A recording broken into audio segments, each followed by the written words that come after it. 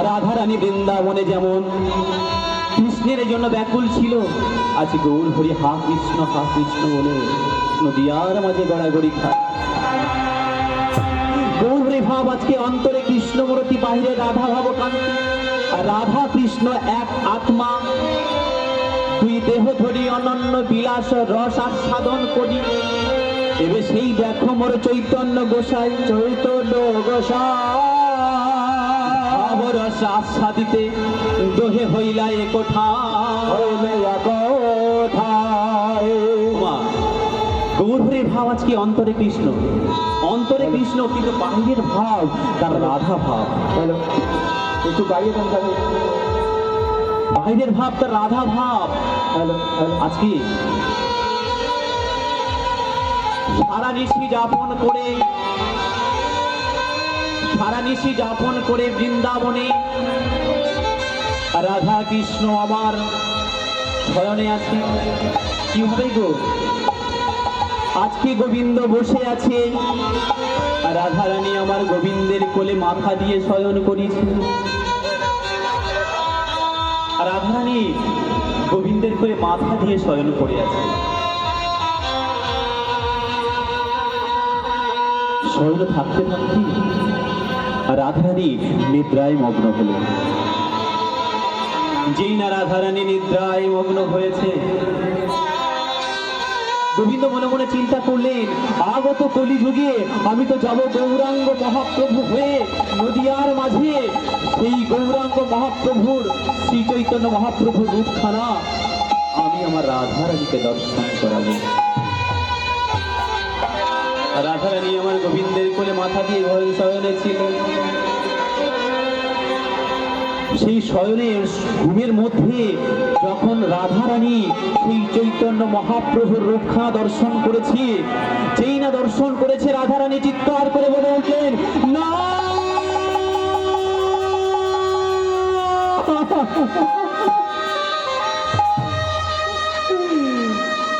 হে গোবিন্দ, আজকে আমি তোমার কোলে মাথা দিয়ে শয়নে ছিলাম, তোমার কোলে মাথা দিয়ে কিনা আমি শয়নে আছি। আর সেই শয়নে দেখলাম অন্য এক পুরুষকে। গোবিন্দ,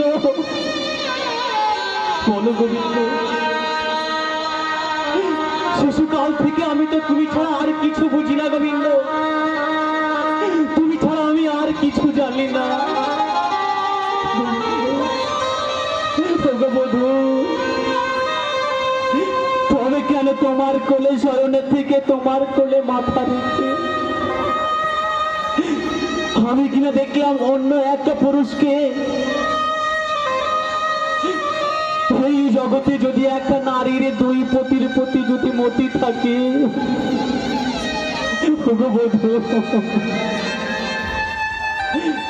এক নারীর যদি দুই পতির প্রতি মতি থাকে, জগতে তাকে ব্যভিচারিণী বলে।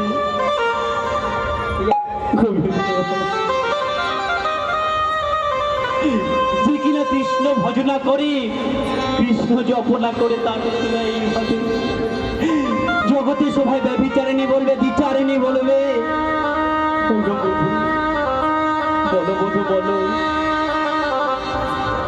একমাত্র তুমি বলতে পারো আমি যাকে স্বপ্ন দেখেছি বধূ,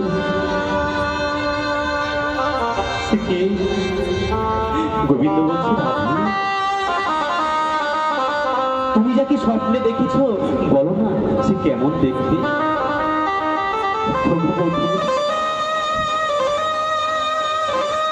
আমি যাকে স্বপ্নে দেখেছি সে যেন ঠিক তোমারই মতো,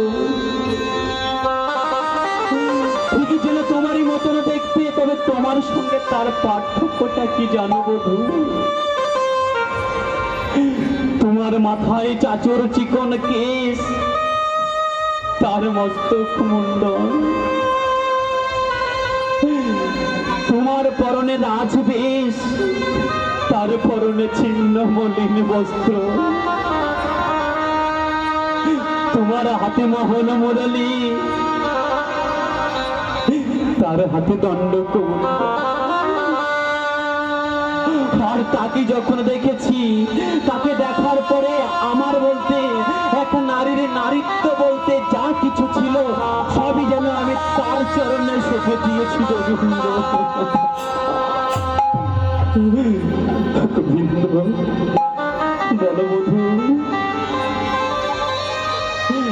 কেন এমন হলো আজকে তোমার কোলে শয়ন দেখে? কেন আমি অন্য পুরুষকে দেখি? তুমি তো জানো গোবিন্দ, যখন আমার জন্ম হয়েছিল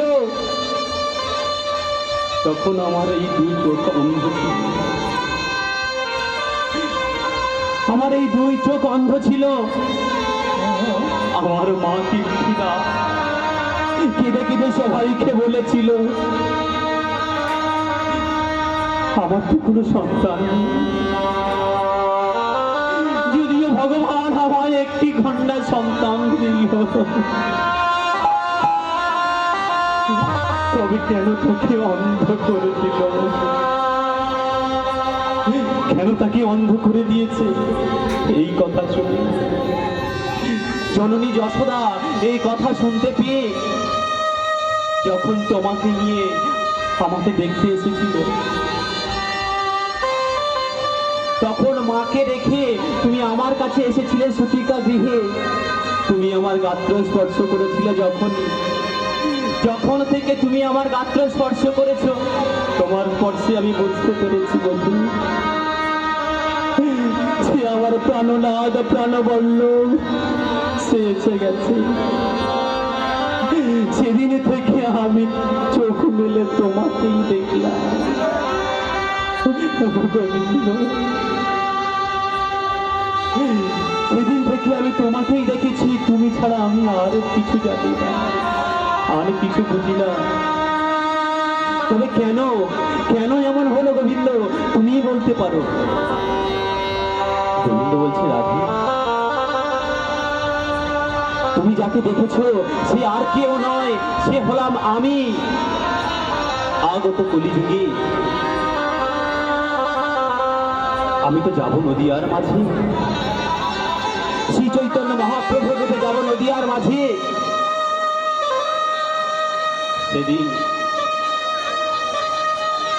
সেদিন আমি বুঝবো ভক্ত ভগবানের জন্য কাঁদে। কেন কাঁদে? ভক্ত ভগবানের জন্য কাঁদে, কিন্তু কেন কাঁদে? কেঁদে কি